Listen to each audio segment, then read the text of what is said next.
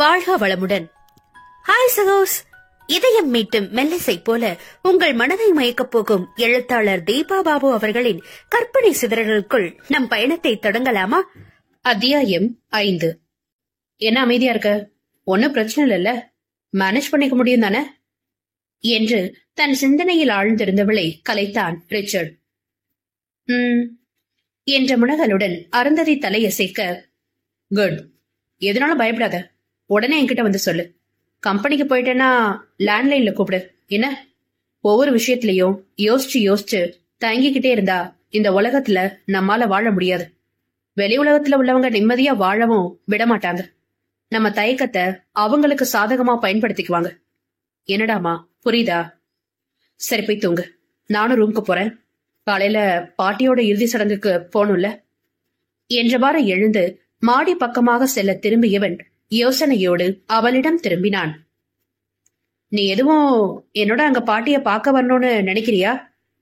திகைத்து விழித்தவள் வேகமாக மறுத்து தலையசைத்தாள். அதுவும் சரிதான். வந்திருந்த ஆட்களை பார்த்தாலும் நல்ல விதமா தெரியல. எதையுமே யோசிச்சு பார்க்காம முட்டாள்தனமா வாய்க்கு வந்ததை பேசுறாங்க. ஓகே, குட் நைட் என்று விட்டு தன் அறைக்கு சென்றார் ரிச்சர்ட். மேலேறி செல்லும் அவனையே சில நொடிகள் அசையாது பார்த்திருந்தவள் பின் மெல்லிய பெருமூச்சுடன் தனது அறைக்கு சென்று கதவை தாளிட்டாள். அறை சுத்தமாக துடைக்கப்பட்டு வெறிச்சோடு இருந்தது. மெதுவாக சென்று கட்டிலில் அமர்ந்தவளுக்கு முன்தினம் இரவு பாட்டியுடன் உறங்கியது நினைவு வந்து துக்கத்தில் தொண்டை அடைத்து விழிகள் கலங்கியது.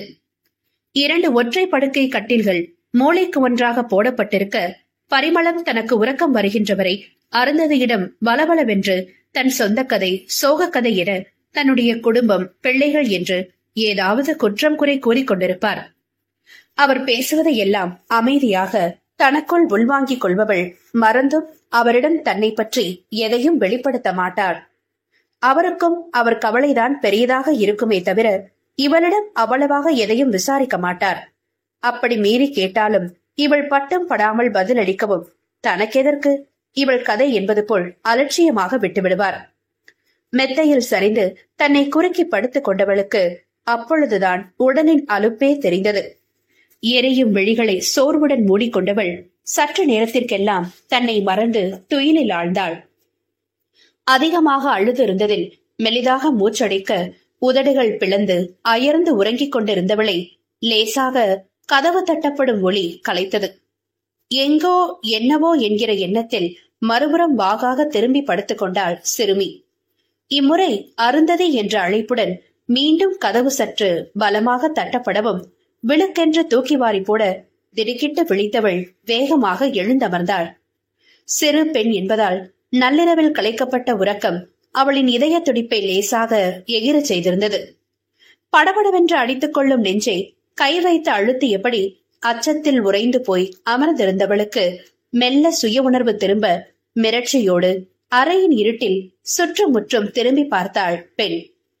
தன்னுடைய தனிமையும் அனாதரவான நிலையும் மூளையில் பூதாகரமாக உரைக்க திகிலோடு கதவை நோக்கினாள். அருந்ததி, இரவு தூங்க போவதற்கு முன்பு நன்றாகத்தானே மிகவும் நல்லவர் போல பேசிச் சென்றார். இப்பொழுது எதற்காக இந்த நேரத்தில் வந்து கதவை தட்டுகிறார்? ஏதேதோ அபாயகரமான சிந்தனைகள் எண்ணத்தில் தோன்றி மறைய மெல்ல கட்டிலை விட்டு கீழ் இறங்கியவள் அவனுக்கு பதில் அளிக்காமல் கால்கள் விடவிடவென்று நடுங்கி துவள மெதுவாக நகர்ந்து சுவரோடு ஒன்றியபடி நின்றாள். மாறாக வெளியில் இருந்தவனுக்கோ அவளின் நிலையை எண்ணி மிகவும் கவலையாகி போனது. இரவு தன்னறையில் சென்று படுத்தவனுக்கு உடலில் இருந்த அயர்வு அளவிற்கு கண்களில் உறக்கம் தழுவவில்லை. மனதின் ஓரம் அருந்ததியின் நினைவுகள் நெருஞ்சி முள்ளாய் உறுத்தி அவனை உறங்க விடாமல் செய்தது. சின்ன பொண்ணு பாவம், அடுத்தடுத்து இழப்புகளை சந்தித்து என்ன நிலைமையில் இருக்கிறாளோ தெரியவில்லையே, தனியாக வேற விட்டு விட்டோமே என்று அவனுக்கு கவலையாக இருந்தது. அதனால்தான் அவள் நலமாக இருக்கிறாளா என்பதை தெரிந்து கொள்ள நள்ளிரவில் வந்து கதவை தட்டி கொண்டிருக்கிறான் பையன். முதலில் அவளின் உறக்கம் கெட்டுவிடுமோ என சற்றே தயங்கினான் தான்.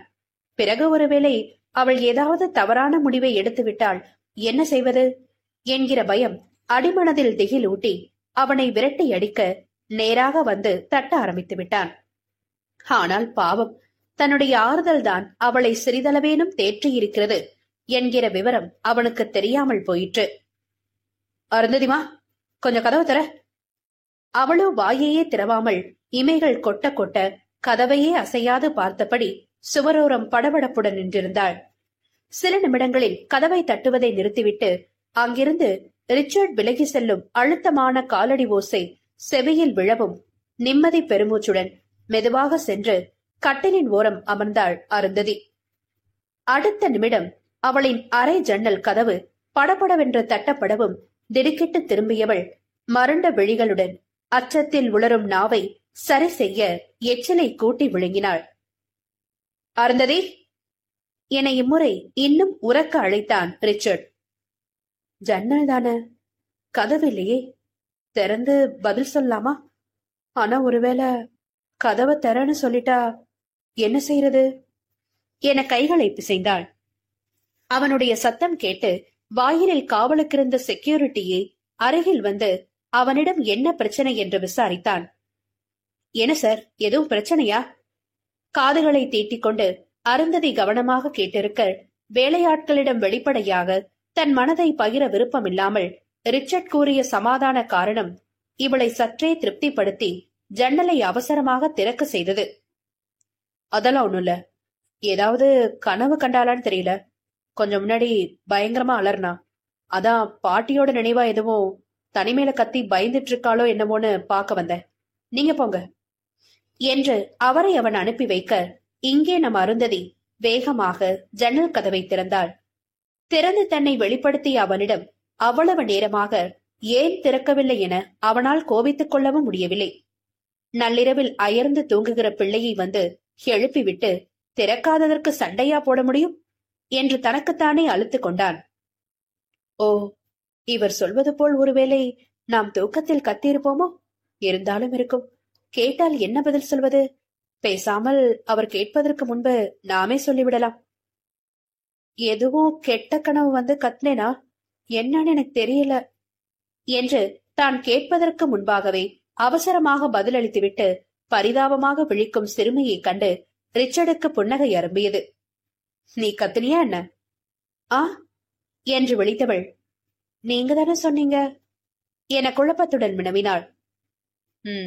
அவனை அனுப்ப வேண்டி பொய் சொன்ன என்றதுதான் தாமதம். பொய்யா என அவளின் மனம் மீண்டும் கோப்பாடு போட்டு தவிக்க ஆரம்பித்தது.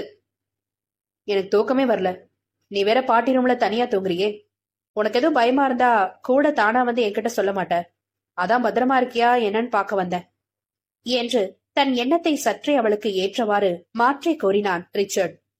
அகமும் புறமும் ஒரு சேர நிம்மதியை தழுவிக்கொள்ள பளிச்சென்று அழகாக பதிலளித்தாள் அருந்ததி. பயம்லாம் ஒண்ணும் இல்ல, கொஞ்சம் கஷ்டமா இருந்தது அவ்வளவுதான், மத்தபடி நான் நல்லா தூங்கிட்டேன். அதான் தெளிவா தெரியுது, இந்த நேரத்துல வீட்டுக்கு வெளியே வந்து கால் கடுக்க நான் நின்றுட்டு இருக்கேனே என்று நக்கலாக கூறினான் ரிச்சர்ட். இதற்கு என்ன பதில் சொல்வது என அவள் குற்ற உணர்வில் தடுமாற, சரி தூங்கு, நாளைக்கு ஒரு ரூம்ல முதல்ல இன்டர்காம் கனெக்ஷனுக்கு ஏற்பாடு பண்ணணும் என்றபடி அவளின் அறை ஜன்னலை சாற்றிவிட்டு விலகிச் சென்றான். உண்மையிலே இவர் நல்லவர் தான் போலிருக்கு என்று முக்கால் கிணறை தாண்டினாள் அருந்ததி. பல்லாங்குழியில் எண்ணி எண்ணி போடும் முத்துக்களை போன்று நாட்காட்டியில் நாட்கள் மெதுவாக நகர்ந்து கொண்டிருந்தது. தானாக வலிய வந்து ரிச்சர்டிடம் பேசி பழகாவிட்டாலும் அவன் வீட்டில் இருக்கின்ற நேரம் புத்தகங்களை அடுக்குவது, உண்டு முடித்த குடித்த பாத்திரங்களை எடுத்து வைப்பது, அலம்புவது என அறையை விட்டு வெளியே வந்து அவன் முன் நடமாடியபடி சின்ன சின்ன வேலைகளில் ஈடுபட்டாள் அருந்ததி. சாப்பிட்டாயா, இன்று என்ன படித்தாய் என ரிச்சர்ட் கேட்கிற கேள்விகளுக்கும் நின்று பதிலளிக்க பழகினாள். ஆம், வீட்டிற்கு வரும் நியூஸ் பேப்பர் மற்றும் மேகசின்களை தினமும் கண்டிப்பாக படித்து பழக வேண்டும் என்று அவளுக்கு தனியாக உத்தரவிட்டிருந்தான் அவன்.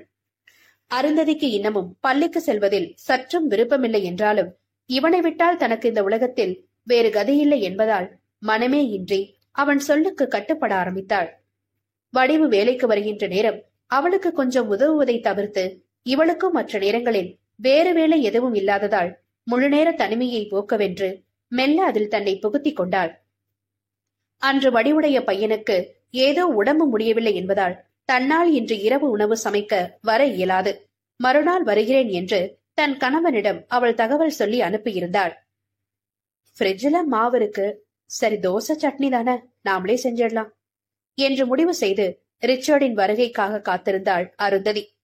சற்று நேரத்திற்கெல்லாம் அவனது கார் காம்பவுண்டில் நுழையும் ஓசை கேட்கவும் வேகமாக அறையிலிருந்து கிச்சனுக்கு விரைந்தவள் அவனுக்கு காஃபி போட வேண்டி பாலை காய்ச்சினாள். ரிச்சர்டுடன் வேறு யாரோ பேசிக்கொண்டே வரும் அரவம் கேட்கவும், யாரது, புதிதாக வருகிறார்கள் என புருவம் சுருங்க எட்டி பார்த்தவளின் விழிகள் அவனுடன் வந்தவனைக் கண்டு திகிலடைந்து மிரண்டு போனது. அவனுடைய பார்வையில் விழுவதற்கு முன்பு அவசரமாக தன்னை சமையலறைக்குள் மறைத்துக் கொண்டவளின் இதயம் தடதடவென்று அடித்து முகமெல்லாம் பயத்தில் வியர்த்து கொட்ட ஆரம்பித்தது. சில்லிட்டு நடுங்கும் விரல்களை ஒன்றோடொன்று கோர்த்து தன்னுள் வெடித்து கிளம்பும் உணர்வுகளை கட்டுப்படுத்த முயன்றாள் அவள். ஆனால் பாவம், அச்சிறுமியால் அதை செயல்படுத்தத்தான் முடியவில்லை. உட்கார்.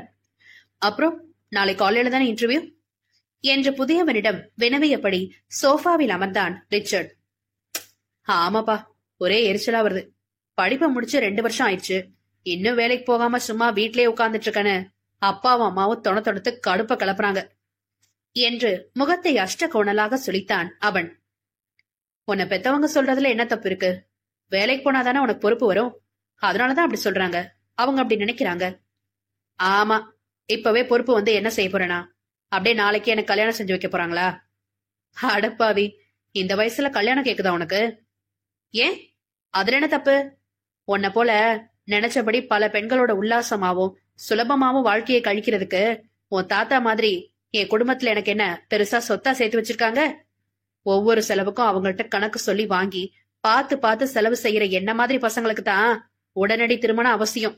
உனக்கு என்ன, தினமும் ஒருத்திய வீட்டுக்கு கூட்டிட்டு வந்தா கூட தட்டி கேட்க ஆள் இல்ல என்று தன் இயலாமையை கூறுவது போல் ரிச்சர்டின் வசதி வாய்ப்புகள் குறித்து பொறுமினான் அவன்.